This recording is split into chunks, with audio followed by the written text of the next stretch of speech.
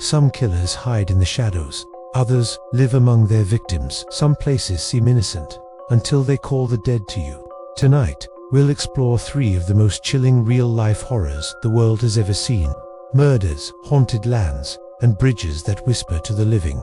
Listen closely, because what you're about to hear isn't fiction. The dead are still speaking, and some stories never let you leave. The killer lived among the dead. He fed the animals, cooked meals in the kitchen, and slept beneath the same roof as the bodies he had butchered before vanishing into the night. In late March of 1922, the Gruber family's farm sat in silence on the edge of the Bavarian woods. The property, known locally as Hinterkaifeck, was remote, surrounded by fields, dark forest, and a long dirt road twisting away from the nearest village. Life there was hard, but typical for the time. Germany was still reeling from the aftermath of World War I. Rural communities lived with shortages, economic hardship, and suspicion of outsiders. Isolation was both a protection and a curse. At Hinterkaifeck, Andreas Gruber, his wife Cecilia, their widowed daughter Victoria Gabriel, and her 2 young children, 7-year-old Cecilia and 2-year-old Joseph, worked the land. A new maid had just begun her first day. To most, they were private people, stern, hard-working, but not unfriendly. But weeks before their deaths, unease began to creep into the farmhouse. Andreas himself spoke of strange occurrences. He told neighbors he had discovered a set of footprints in the snow, leading from the forest directly to the farmhouse, but with no tracks leading back. He also swore he heard footsteps in the attic, though when he searched, he found nothing. Keys to the house vanished without explanation. And one morning, a newspaper no one in the family had purchased appeared on their kitchen table. Victoria urged her father to leave the farm for a few days, to take the children and stay elsewhere. But Andreas refused. He had worked that land his entire life, and he was not about to abandon it over shadows and rumors. 4 days later, the entire family was dead. The murders unfolded in chilling silence. No screams carried across the fields. No lanterns flickered in the night. Investigators later pieced together a grim sequence. One by one, the family members were lured into the barn, perhaps by the sound of a frightened cow, or someone calling out in distress. Andreas went first, then his wife, Cecilia, then Victoria, and finally, 7-year-old Cecilia, who showed signs of pulling out her own hair in terror before death. Each was struck down with a mattock, a heavy, axe-like tool kept on the farm. Their bodies were stacked in a heap, straw thrown carelessly over them. Inside the farmhouse, the killings continued. The youngest child, Joseph, was found murdered in his crib. The maid, on her very first night in the house, was discovered dead in her bed. 6 lives ended in one night. Days passed before anyone realized what had happened. On Sunday, the Grubers did not appear at church. By Monday, mail was piling up. The children had not been to school. Neighbors grew uneasy. Finally, a small search party approached the farm. They found the doors locked, windows shuttered. The silence was oppressive. When they entered the barn, they discovered the mound of straw, and beneath it, the body. Inside, the house looked deceptively ordinary. Meals had been eaten, bread cut on the table. The cows had been milked, the pigs fed, the dogs watered. The farm was alive. While the family lay dead, someone had stayed there. Investigators were stunned. Whoever the murderer or murderers were, they had not simply killed and fled. They had remained in the house, living in the farmhouse for days afterward, carrying on the family's routines as though nothing had happened. Witnesses later swore they saw smoke rising from the chimney on April 1st and 2nd, 2 full days after the murders. The audacity was chilling. This was no ordinary killer. This was someone who wanted to inhabit the silence of Hinterkaifeck, to exist among the dead. But the murders weren't the only disturbing part of the story.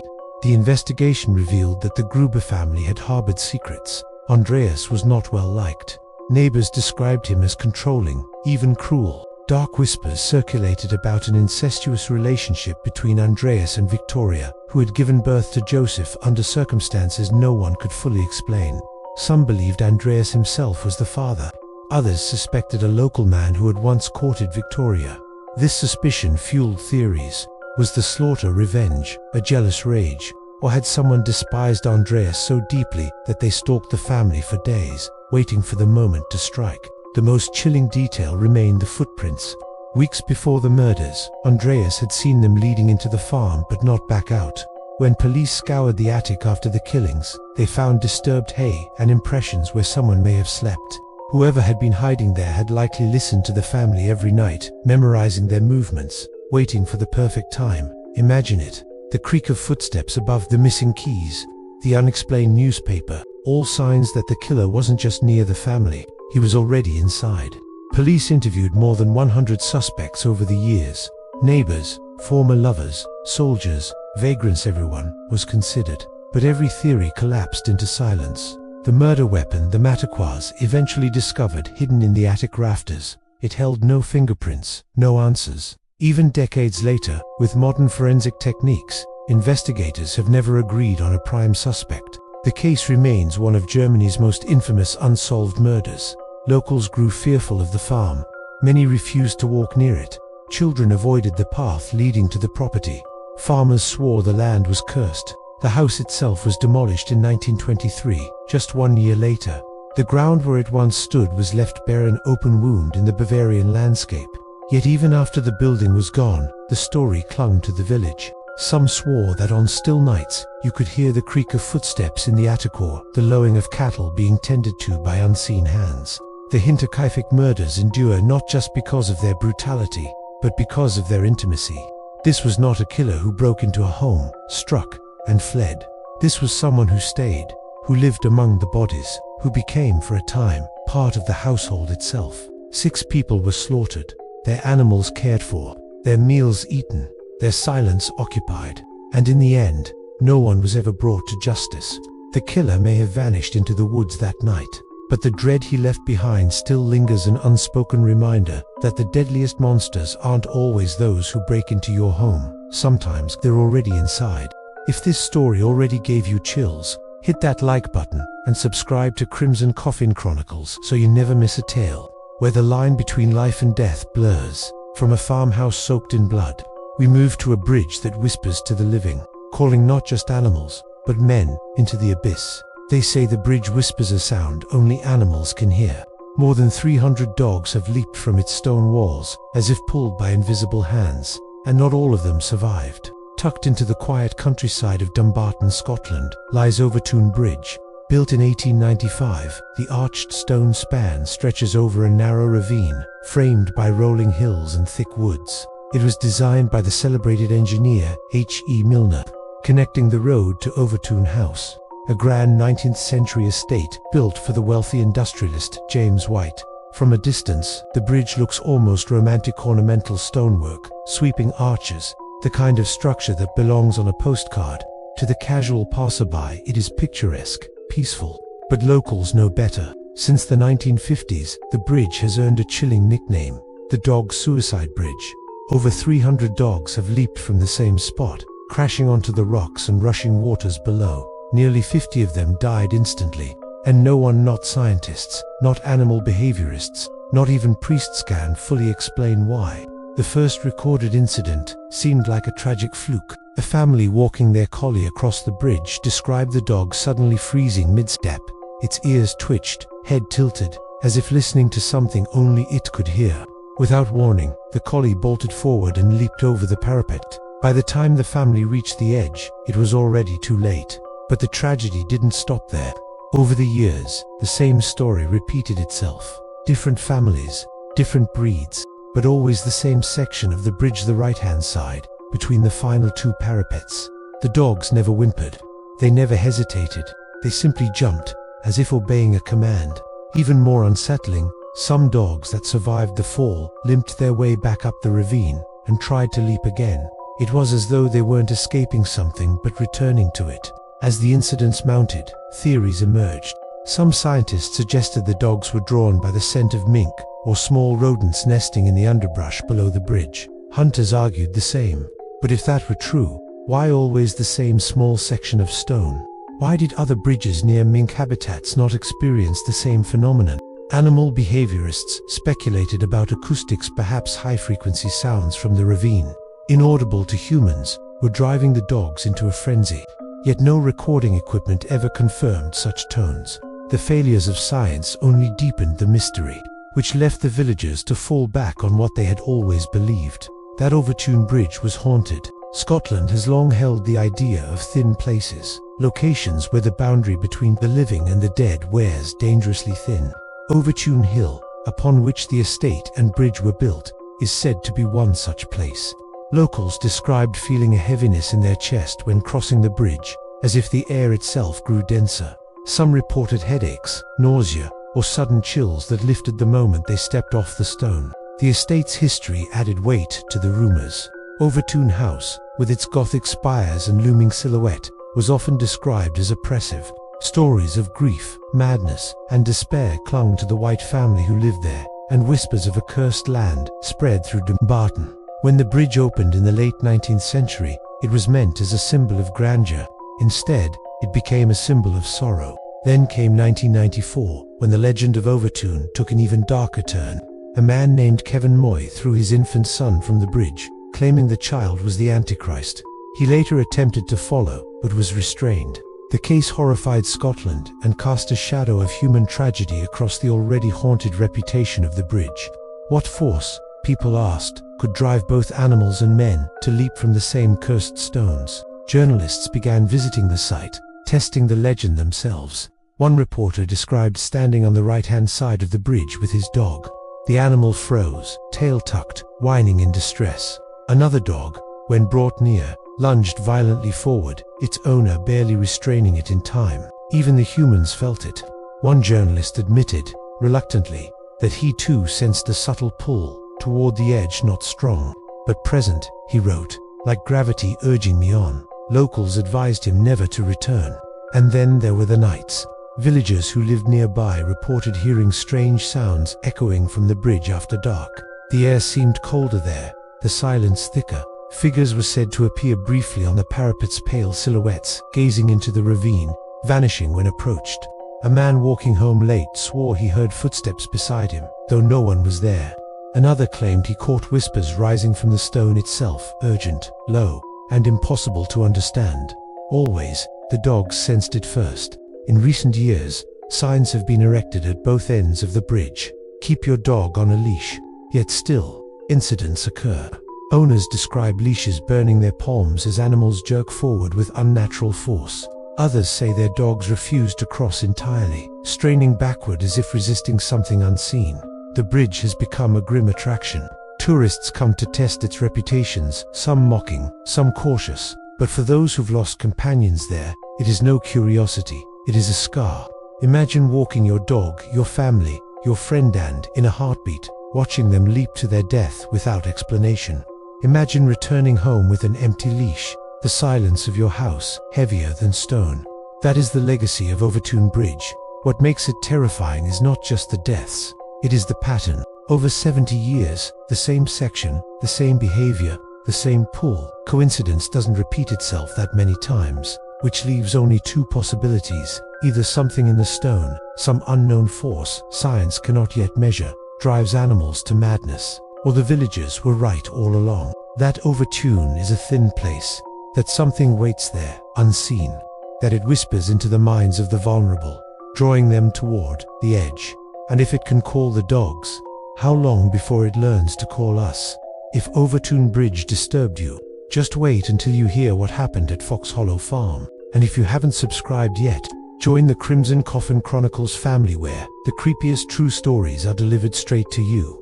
From a bridge that calls the living to their doom, we return to a home where the dead never rested, and evil walked openly among the living. They say the dead don't rest at Fox Hollow Farm, and if you listen closely, you'll hear them screams echoing from the woods where their bodies were buried. On the outskirts of Westfield, Indiana, sat a mansion unlike any other. Fox Hollow Farm wasn't old or crumbling, it was modern, sprawling, and beautiful. The kind of home you'd expect to be filled with laughter and comfort. But by the 1990s, its name had become synonymous with horror. The property belonged to Herb Baumeister, a man who seemed, at first glance, successful and respectable. He was the founder of a chain of thrift stores called Savalot, which made him wealthy. He lived in the mansion with his wife and 3 children, drove luxury cars, and played the role of a family man. But beneath that polished exterior lay a darkness no one could have imagined. By the early 1990s, Indianapolis police were quietly investigating a disturbing trend. Young men, many from the city's gay bars, were vanishing. Posters appeared on lampposts and community boards. Friends reported last sightings in parking lots and clubs. At the same time, rumors swirled around Baumeister. He was eccentric, awkward in public, sometimes erratic. His wife later admitted he behaved strangely at night, often withdrawing into the pool house alone. But it wasn't until 1996 that the horror hidden behind the mansion walls came to light. In June of that year, police searched Fox Hollow Farm after receiving information from a man who claimed Baumeister had lured him to the estate and revealed human remains on the property. What investigators uncovered was beyond comprehension. Scattered across the thick woods, buried shallow in soil and hidden beneath leaves, were bones. Thousands of fragments, skulls, ribs, vertebrae, mingled with animal remains in a gruesome mix.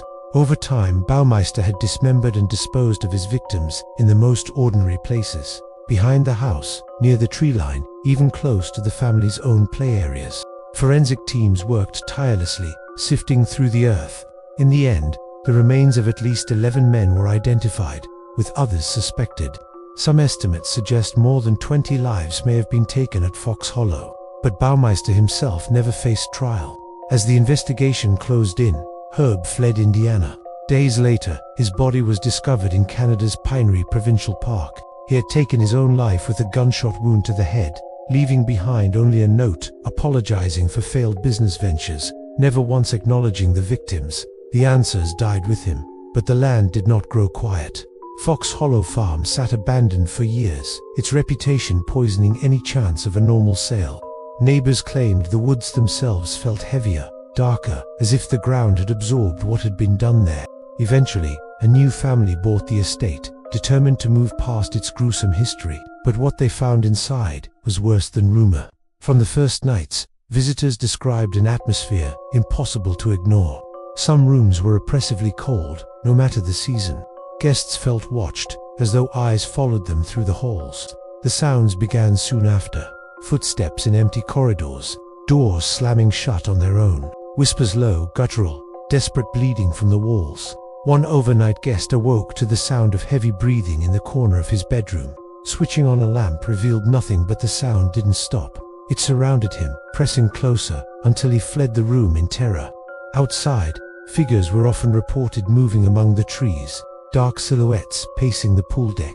One man walking near the woods froze when he saw what looked like a man, still and silent, half hidden behind the trunks. The figure did not move, did not breathe. Then, with a blink, it was gone.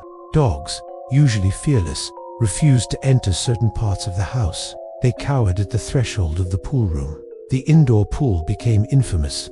Investigators believed some of Baumeister's crimes had taken place there. Visitors reported hearing splashes echo across the water when the pool was still. Others watched ripples form on the surface, as if someone unseen had slipped beneath. One paranormal investigator standing at the edge of the water was shoved violently against the wall, leaving him shaken and pale. Another captured an EVP recording. When played back, beneath the static came a single rasping word: "Run." The activity wasn't limited to shadows and sounds. A man touring the property claimed something cold and firm grabbed his wrist. He yanked it back to find red marks imprinted across his skin. Another guest described a sudden stench of decay filling the hallways, lingering only seconds before vanishing. And then there were the screams. Late at night, cries echoed faintly from the woods. Not animal calls, but human anguish, pleading. Locals walking nearby claimed they, too, heard the sounds drifting on the wind. The new owners tried to dismiss it all as paranoia fueled by the farm's reputation, but the experiences were too consistent, too frequent, and too detailed for coincidence. Investigators, journalists, even friends all came away describing the same oppressive feeling, a sense of dread so thick it clung to them even after leaving. Fox Hollow Farm was more than a crime scene. It had become a monument to terror. Today, the mansion still stands modern, beautiful, but forever haunted by its past. Some believe the spirits of Herb's victims remain trapped there, unable to move on from where their lives were stolen. Others think the land itself absorbed Herb's evil and now breathes it back into anyone who dares to enter. Those who've walked its grounds describe silence so deep it feels unnatural. Sudden winds cutting through the trees on warm nights. The unshakable impression that someone or something is always just behind you, waiting for you to look back. And sometimes, if you listen closely, they say you'll hear it still, the splash of unseen bodies in the pool, the crunch of footsteps in the leaves, and the distant, anguished cries of men who never made it out of Fox Hollow Farm alive. Herb may be gone, but the house remembers, and it doesn't let you forget. These places, these events, they remind us that horror isn't always in the shadows of imagination. Sometimes it's real. Sometimes it's already inside your home, your town, or silently walking behind you. If these stories gave you chills, make sure to like, share, and comment which story haunted you the most. And don't forget to subscribe to Crimson Coffin Chronicles for more true tales of terror, the ones the world can't forget.